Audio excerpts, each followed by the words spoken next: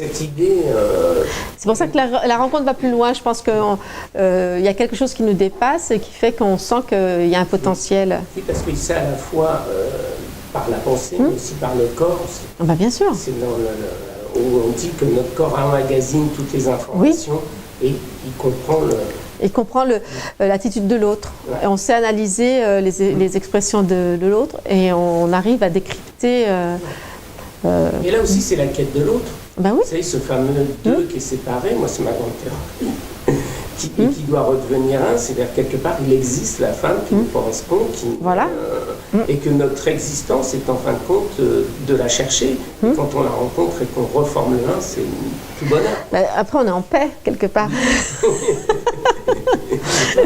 C'est un terme récurrent dans la littérature. Oui, oui. Et c'est pour ça que je vous parlais de Lelouch. C'est le thème de Lelouch, c'est un peu d'écrivain Lelouch. Oui, et puis de toute façon, moi je trouve que parler des sentiments, c'est quelque chose de très noble. Surtout que vous en parlez bien. Ben, j'en sais rien, mais en tout cas, moi je sais que à l'écriture, je ressens bien les sentiments des personnages et j'essaye de les retranscrire au plus juste. Oui, c'est quelque chose qui nous enrichit, les sentiments. Pardon, même le salopard, vous le comprenez. Enfin, vous l'écrivez bien. Oui, je ne suis pas de son avis, hein, mais Non, mais ça ne veut pas dire que vous êtes de son avis. Mais il faut qu'il soit... crédible. Oui, et il faut le transcrire tel qu'il est. Il ne faut pas lui faire de cadeau. Oui, mais moi je trouve que c'est justement la façon dont vous le retranscrivez, c'est pas du faire cadeau. Ah non, puis il y a une scène, quand il vient il arrive vainqueur avec ses billets, et que plus il s'approche d'elle, plus on sent qu'il pose les questions pour il veut la réponse, alors il pose les questions d'une certaine manière pour qu'elle lui réponde ça, et elle sait qu'il veut cette réponse-là, donc elle joue le jeu. Et plus il se rapproche, plus elle sent que ça risque, et elle tient son bébé, elle se dit c'est son bouclier. Et elle sait, elle a conscience, elle le voit tel qu'il est, mais elle n'a pas d'autre issue que d'accepter le jeu, quoi. Ouais. Et c'est pour ça, là, je dis des questions à 1000 points, 1 million de points. Voilà. Et ça, je dis exprès pour qu'on se rende compte que le lecteur se rende compte qu'elle sait. Elle n'est pas dupe à ce moment-là. Mais elles sont jamais dupes, et à un moment donné, elles rentrent aussi. C'est difficile de se protéger dans ce système. Donc tu veux telle réponse, je te donne telle réponse, et quitte à s'y perdre. Mais oui, parce que on n'a pas le choix. Mais parce que la porte est fermée. La porte est fermée. Elle est seule aux États-Unis avec ses gamins. C'est difficile.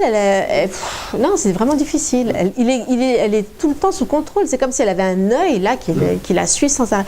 Et je vais vous dire, un jour, je venais de terminer ce roman. C'est un truc qui me revient là. Je venais de le terminer et je vais à Ikea. Je faisais des courses et j'étais accroupie devant des rayons d'ampoules. C'était un mardi, donc il n'y avait personne. Et j'entends une voix d'homme qui dit « Tu m'as rendu la monnaie du pain ?» Et rien que le ton, je vous assure, ça m'a glacée. Donc je me redresse et je vois une femme qui était avec un gamin dans une poussette. Et elle lui dit, il lui a dit, c'était sur 2 €. Donc il lui faisait une scène pour 2 €. Ouais. Et du coup, moi, tout ce que j'ai trouvé à faire, c'est de les suivre, enfin de me mettre à côté d'eux avec mon caddie, j'étais là. Et puis ils ont vu que elle a vu que j'étais là.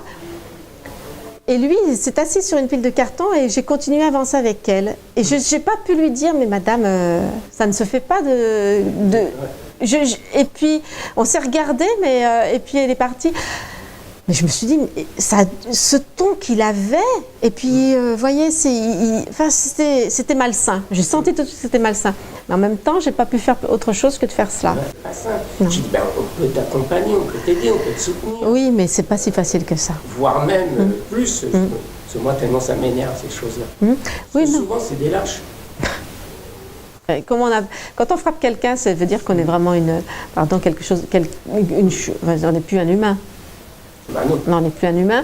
Et puis, c'est une preuve de lâcheté ultime que d'en être arrivé pour exister à frapper quelqu'un d'autre. On peut, quand on n'est pas d'accord, on s'exprime, on discute. Et on peut... les gens peuvent ne pas être de notre avis. On peut vivre avec la vie de quelqu'un d'autre. souvent dans un couple, on n'a pas toujours le même avis. C'est aussi partagé, c'est aussi un moment. C'est ce que je dis toujours à mes amis quand ils me disent ouais, ça va pas bien. Je dis oui, mais à un moment, il faut aussi que tu donnes. Bah oui. Tu reçois, mais il faut donner. C'est un échange des deux. Bien sûr, tout à fait. Tout le temps un qui donne et tout le temps l'autre qui reçoit. Ça se partage. Moi, j'ai toujours. Des concessions. On va voir un film qu'on n'a pas envie de voir et puis c'est pas. Voilà. Moi, j'ai toujours un couple, c'est une démocratie à deux têtes. Il faut vraiment faire du partage et puis se partager le pouvoir, être d'accord sur la ligne directrice et puis en discuter. Et après, aux autres romans, mais on se retrouvera sur Bertrand et Lola, parce que moi j'aime bien ce que vous faites.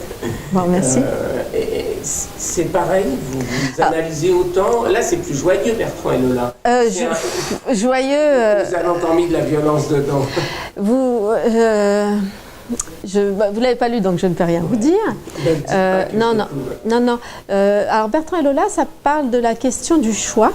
C'est-à-dire que ce sont deux personnes qui se rencontrent à un moment donné dans leur vie où ils ne devraient pas se rencontrer. Et à cause de ce timing, ils vont prendre, entre autres, ils vont prendre la plus sage des décisions qui va se révéler la pire. Mais par là même, je pose la question du choix qui va déterminer notre vie, évidemment. Pas du choix de chaussettes du jour. Vos questions sont profondes. Et donc, dès qu'on se pose la question du choix, on se pose inévitablement la question de la liberté. Voilà. En quoi sommes-nous vraiment libres d'aller vers ce qui nous correspond? Quel est le poids de notre famille, du passé, de l'éducation, de la société, du regard des autres, de notre audace, de notre courage? Qu'est-ce qu'on s'autorise, qu'est-ce qu'on ne s'autorise pas? Tout ça, ça influe à un moment donné et le temps passe. On ne peut pas le retenir, dire attendez, j'ai besoin d'une semaine pour réfléchir au sujet. Là, eux, ils n'ont pas le choix. Il faut qu'ils prennent la décision. Et voilà. Après, donc je parle de ça, du choix et de la liberté et comment ils vont être enfermés dans leur mauvais choix. Quand vous l'aurez lu, vous comprendrez ce que je veux dire. Enfermés dans leur mauvais choix. Et aussi, j'ai adoré transcrire comment la rencontre de deux personnes va générer des modifications dans les relations des uns et des autres dans les familles. Mais là aussi, c'est le caillou qu'on jette dans la main et comme un domino, vous voyez, un effet domino. Et que ce soit les relations interfamiliales ou intrafamiliales. Et voilà, intergénérationnelles aussi. Ça, j'ai vraiment aimé l'écrire. Et puis, je pense que ça donne du volume aux personnages, à l'histoire. Parce que il y a des personnages qui font effet miroir avec les autres. Et puis je trouve très intéressant il y a des seconds rôles et de voir comment ils évoluent tout au long du roman et comment avec les personnages principaux ils évoluent. Et ça, je trouve ça très intéressant. À écrire, j'ai adoré l'écrire.